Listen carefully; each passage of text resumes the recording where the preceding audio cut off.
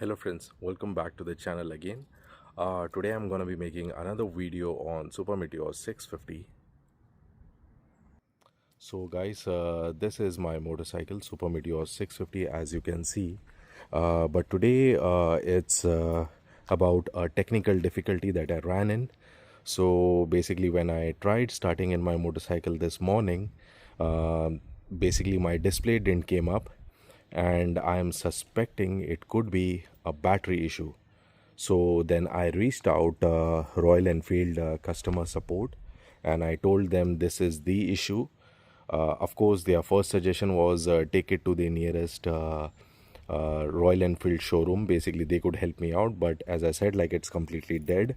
They said like I have to figure that out. How do I do it? But when I questioned them, like, hey, I have a 3 years, 36,000 miles warranty.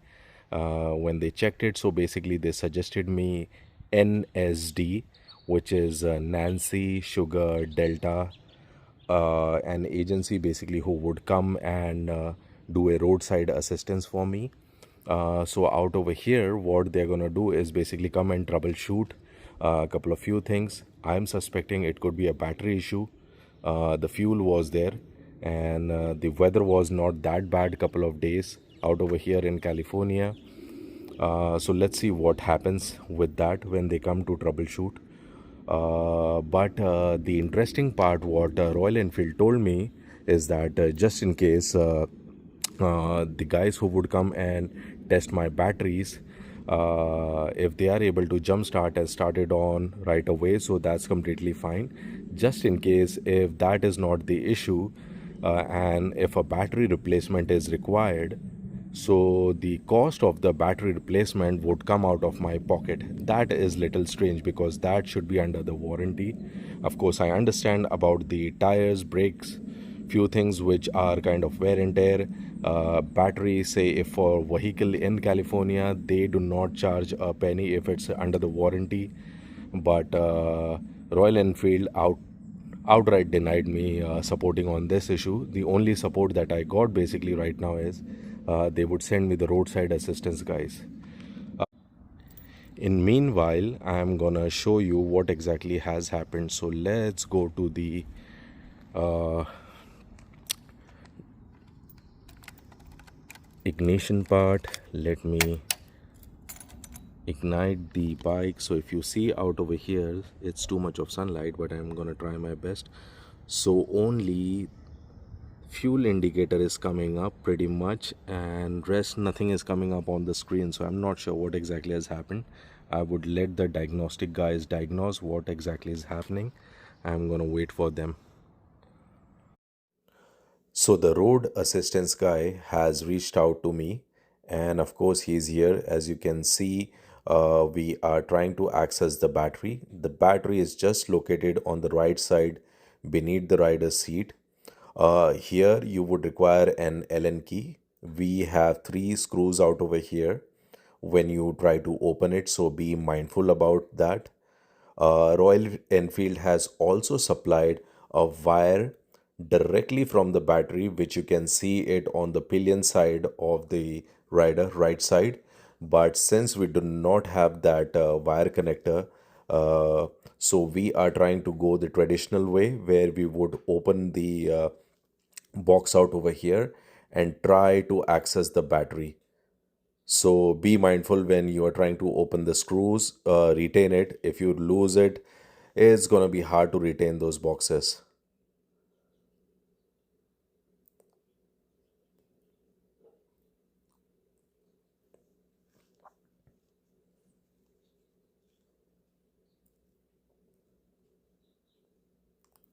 I'm waiting in so the guy unscrews all of the screws over here. Uh, and the last beneath the chrome one that also needs to be unscrewed because the packaging and those chrome both are aligned together. So if you see, I have we have unscrewed the two on the right side. This is the third one.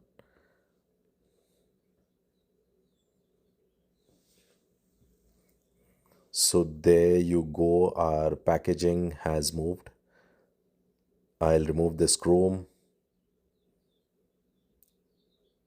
Do not open the top one. My roadside assistance guy tried opening that, but do not open the top chrome. Yep, there you go, the battery. So now you see the clip. Just pull the clip down out over here, uh, and pull the battery outside. There you go. Now I have accessed the battery out over here. So in meanwhile, I'll hold the battery. The guy is gonna get the jumper, and there you go. He gets it. Okay, he's connecting the positive and the negative terminals. Let us check what is the battery voltage out over here right now. So I think so. What do we see? Let me zoom in a little bit over here. Let me first start the engine out over here. Okay, right now it hasn't showed anything out over here at least, but the battery is now enabled. We would fire up the engine out over here and let the battery charge on itself. So initially when we plugged in the jumper, so it was showing me 6.1 volt. Of course, that is way down from 12.1 volt what we want to see. So let's see if he can show me what is the voltage that he's seeing out over there. Okay, it's not that clear, but anyways, so 6.1 was there when we initially connected, and right now when we have connected and we have fired up the engine, it's somewhere around between 12.1 to 13.5 volts. It's fluctuating, but I would let the engine run so that my battery charges. He is disconnecting. Let's pack all this stuff and put the battery back inside. Okay, we would now turn off the engine because the guy has to pack the battery inside again. The packaging would be done. Push the battery all the way inside and pull this rubber clip down so that it holds the battery pack perfectly out over here. Be mindful not to bend any wires out over here. Um, and let's do the packing. So be mindful when you are doing the packing out over here. The chrome part and the top packaging has to be maintained, or I would say there is a groove beneath the packing. So out over here, the guy tried packaging uh, the cover out over here, but it did not properly align. So if you see, let me show you that groove.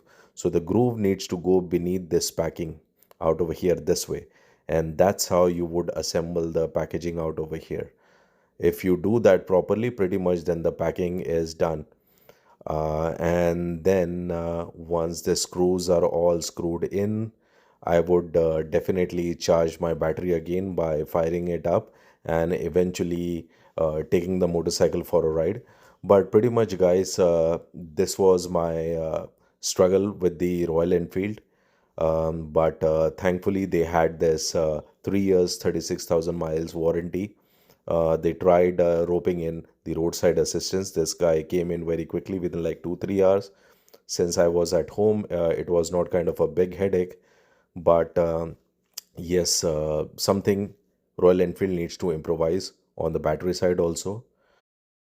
So I'll be firing up the engine again out over here. So just that my battery gets recharges. As I said initially, just to summarize, it was 6.1 volt when the jumpers were connected, and eventually then we came around between like 12.1 to 13.5 volt. I'll keep it running so that my battery recharges. Eventually, I'm going to take it for a long ride a little bit. So pretty much this were my challenges with Royal Enfield.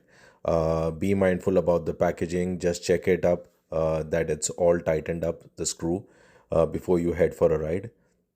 And this is the wire connector that I was talking about, that you can directly connect a connector from your battery and recharge your battery rather going the all the way traditional route. The wire for this one is barely like $4 to $5 on eBay. You can get that one. So pretty much this is my challenge today with the Royal Enfield. So guys, if you found this information informative, like my video, subscribe to my channel. Thank you guys. And as you can see on my dashboard, apart from the neutral, nothing else is popping up. So guys, have a good day ahead. Bye bye.